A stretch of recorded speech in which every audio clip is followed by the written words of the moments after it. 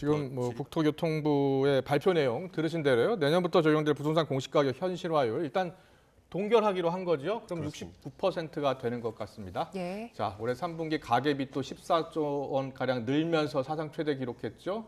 고금리의 주택담보대출 계속 늘고 있어 걱정인데 전문가와 함께 좀 진단해 볼까요? 예, 관련해서 김광석 한양대 겸임교수와 경제 이야기 나눠보겠습니다. 어서 오세요. 네, 안녕하세요. 안녕하세요. 국토교통부 발표가 있었습니다. 공시가격 현실화율을 이제 조금씩 현실화하겠다라는 게 네, 정부 계획이었는데 일단 동결하기로 했네요. 그렇습니다. 예, 그럼 몇 퍼센트가 되는 거예요? 네, 69%가 2020년 기준의 현실화율이었는데 아, 그걸 계속 동결하겠고 예. 24년의 경우에도 역시 69%를 계속 유지해 나가겠다.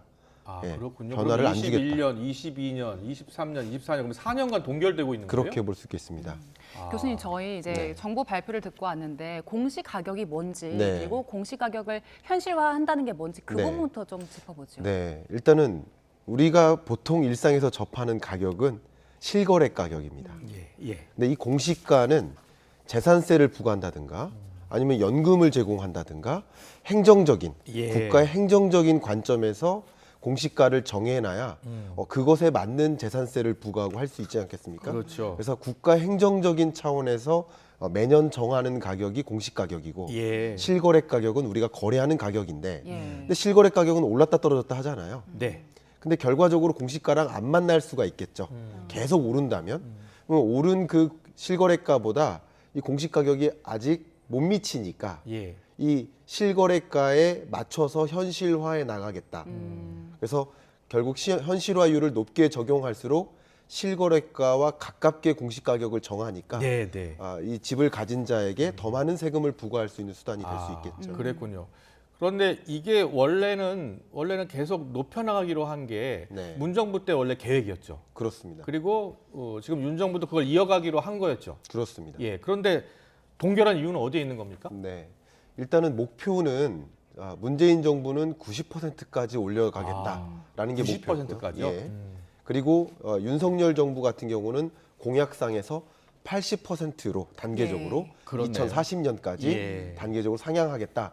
이게 어떤 로드맵에 해당됩니다. 왜냐하면 네. 이 현실화율을 갑자기 끌어올리면 엄청난 세부담이 있을 수 있고 예. 뭐 경착륙이나 연착륙과 같은 이상한 일들이 벌어질 수 있으니까 점진적으로 적용하겠다. 이게 계획이었습니다. 그렇네요. 보니까 윤석열 정부에서는 2040년까지 시세의 80% 그리고 문정부에서는 2035년까지 시세의 90%까지 올리기로 네. 한 거군요. 네. 네, 알겠습니다. 네, 이 로드맵이 각자 다른데 지금 이제는 동결했으니까 69%지만 만약에 80%로 상향했을 때 그 네. 경우랑 비교해서 세부담 차이는 얼마나 납니까? 세부담 차이는 엄청나죠. 어, 그러니까 가격이 만약에 동결된다라고 해볼게요. 우리 네. 실거래 가격이. 네. 그러니까 올해나 내년이나 가격이 변화 없이 보합이라고 일단 가정을 해볼게요. 예. 그러면 현실화율이 만약에 69%다.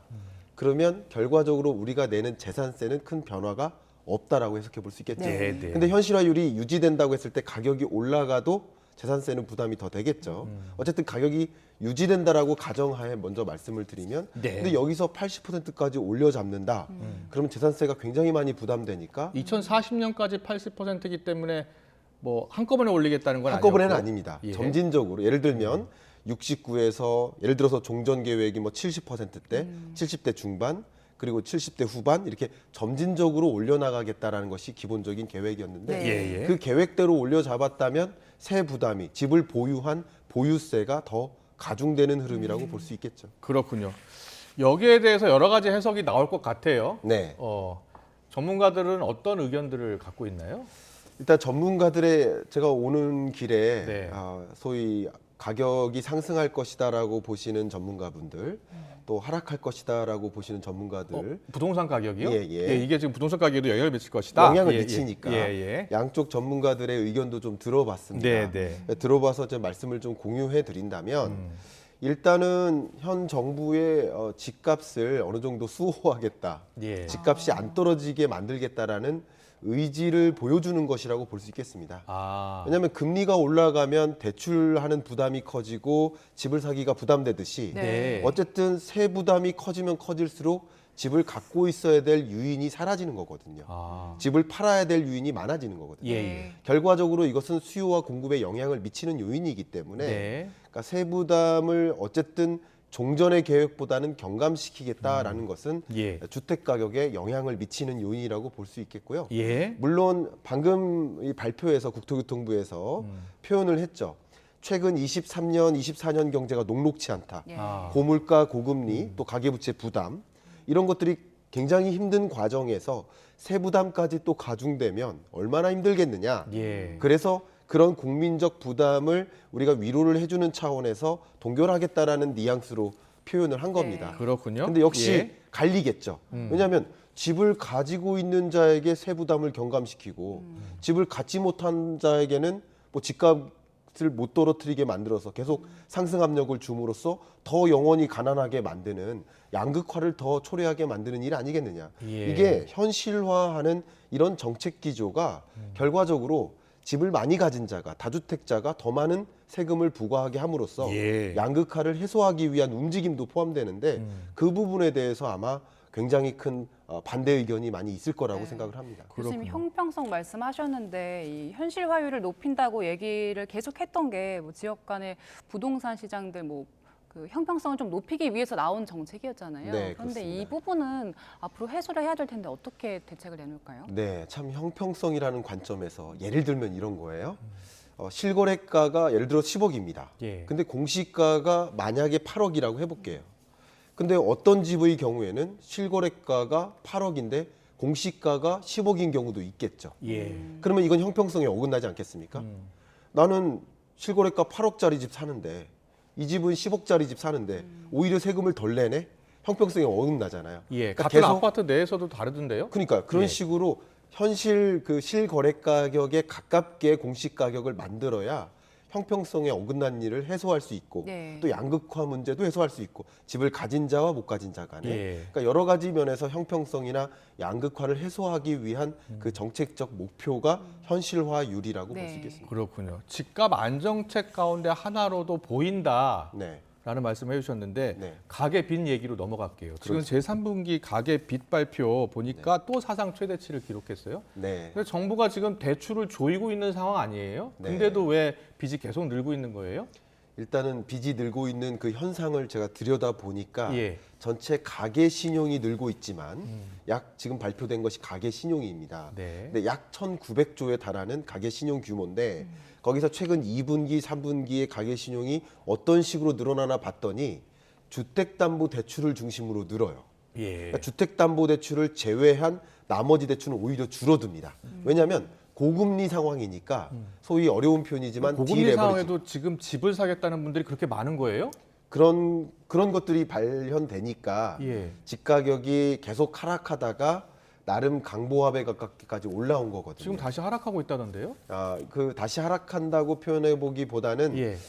관망세에 해당된다라고 생각을 그렇게 해요. 보고 있나요? 왜냐하면 11월 들어서 금리가 다시 올라갔거든요. 예. 시중금리가. 예, 예. 그래서 관망세가 나타나면서 보합에 가깝게 움직인 거라고 볼 수 있고요. 예. 어쨌든 23년 중반 정도부터 집 가격의 바닥을 찍고 회복되는 주로 수도권을 중심으로 이 시청자 여러분들께서는 공감하시는 분들이 반, 공감하지 못하시는 분들이 반일 겁니다. 네, 그만큼 가격이 보도도 상승한 그렇게 쪽도 있고. 헷갈리게 나오더라고요. 예, 그렇습니다. 예. 그러시겠지만 어쨌든 평균 가격으로 보면 전국 평균 아파트 가격으로 보면 23년 중반 7월 말을 기점으로 바닥을 찍고 평균 가격이 조금 완만하게 상승한 건 사실이에요. 예. 그런 상승하는 흐름을 보면서 주로 많은 투자자들이나 아니면 내 집 마련을 하고자 하는 잠재적인 수요층들이 집을 지금이라도 사야겠다 하는 움직임이 가미되면서 주택담보대출 규모가 늘고 그게 집가격의 상승에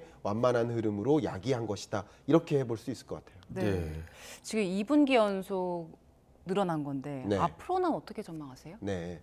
이 시중금리를 좀 전망하는 게 제일 좋습니다. 근데 시중금리 전망할 때 벌써 파월 얘기가 나오고 옐렌 얘기가 나온 만큼 미국 국채금리를 봐야 됩니다. 미국 10년물 국채금리가 아마도 11월 초에 최고치를 기록했었던 걸 기억하실 겁니다. 네. 그러니까 그것이 우리나라의 이 시중금리에 반영이 돼요. 우리나라는 지금 7연속인가 계속 기준금리를 동결만 해왔잖아요. 예. 근데 시중금리는 10월 말 11월 들어서 오히려 다시 고점을 향해 올라왔거든요. 예. 이게 글로벌 시중금리가 우리 한국 경제에도 영향을 미치는 거거든요. 그러는 과정에서 지금은 또 시중금리가 떨어지고 있어요. 다시 정점을 찍고. 그러면 다시 가계부채가 늘어날 수 있는 그런 구조에 있겠다. 저는 이런 생각을 해봅니다. 가계부채가 계속 증가하고 있는 거에 대해서 국제기구에서도 계속 경고의 메시지 보내고 있잖아요. 네, 그렇습니다. 정부도 대출을 조이고 있고요. 어떻게 해야 됩니까? 야, 일단은 그 주요 국제기구들의 경고를 잠깐 요약해 보면요. 예. IMF도 경고했고요. 한 그러니까요. 세네 차례 됐습니다. 예. 그리고 IIF 국제금융협회에서도 경고를 했습니다. 한국 경제 가계부채 위험하다. 또 OECD도 경고했고요. 월드뱅크, BIS 각종 금융 경제 관련 국제기구들이 공통된 의견을 제시하고 있는데 한국 경제를 놓고 봤을 때 세 가지 가계부채 문제가 있다. 하나는 절대적인 규모가 GDP 대비 너무 많다. 규모가 많다. 두 번째는 증가하는 속도가 너무 빠르다. 네. 세 번째는 상환 능력이 떨어지고 있다. 상환 능력이 중요하거든요. 부채 규모가 늘어난다 하더라도 상환 능력이 있다 그러면 아무 문제가 없을 수도 있어 해석을 해본다면 근데 상환 능력마저 떨어지고 있다. 그래서 이 가계부채를 우리는 적극적으로 관리를 해야 되는데 여기 답이 나옵니다. 규모를 줄여야 된다. 증가 속도를 좀 둔화시켜야 된다. 마지막 세 번째 상환 능력을 올려놔야 된다. 상환 능력은 대체로 이런 겁니다. 분모의 소득을 놓으세요. 가처분 소득, 가구당 가처분 소득, 그리고 분자의 원리금 상환액을 놓으시면 됩니다.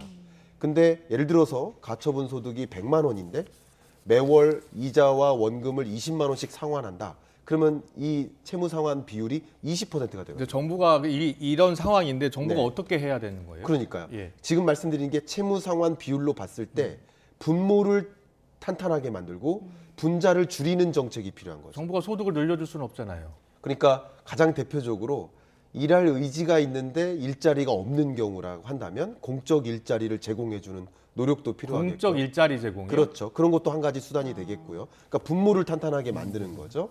혹은 일자리를 뭐 추가적으로 원하는 청년들의 경우 일할 기회를 좀 제공하는 뭐 중소기업들의 미스매치 현상이 있지만 중소기업들의 일자리의 여건을 개선시켜 줌으로써 일할 수 있게 하고 그게 소득을 탄탄하게 하는 거죠. 또 분자에 해당되는 원리금 상환 부담을 좀 경감시키기 위한 금융 정책 이런 것들도 동시에 마련된다면 그래도 가계부채 문제를 해소하기 위한 노력이 될 수 있지 않을까 생각합니다. 상환 능력 떨어진다는 점 말씀해 주셨는데 네. 그게 2030 세대 대출 연체율이 굉장히 크게 늘었더라고요. 그렇습니다. 그 영향도 있을까요? 예, 그렇습니다. 그러니까 전체 연체율이 있고요. 그 중에 세대별 연체율이 있겠고, 아니면 금융기관별 연체율이 있겠고요. 아니면 임금 근로자와 자영업자 간의 연체율이 다 다릅니다. 예. 근데 이 중에서 가장 취약한 고리를 좀 해석해 본다면 자영업자 연체율입니다. 자영업자 연체율이 정말 역사상 정점을 찍으면서 갱신되고 있어요. 그러니까 전체 가계부채 연체율은 대략 한 0.4% 정도인데 네. 자영업자 연체율은 1.3%에 가깝습니다. 굉장히 높습니다. 그러면 절대적인 가계부채 규모에서 자영업자가 짊어진 빚 중에 1.5% 가까운 그 빚은 연체하고 있다. 빚을 못 갚고 있다. 이만큼 좀 자영업자의 부채 문제는 심각한 상황이라고 저는 생각을 할 수 있겠습니다. 네. 3분기 가계빚이 사상 최대인데 국제기구에서도 우려하고 있고요. 그리고 정부가 오늘 공시가격 현실화율을 그대로 동결하기로 했다는 소식 관련해서 김광석 한양대 겸임교수와 함께 이야기 나눠봤습니다. 잘 들었습니다. 감사합니다. 고맙습니다.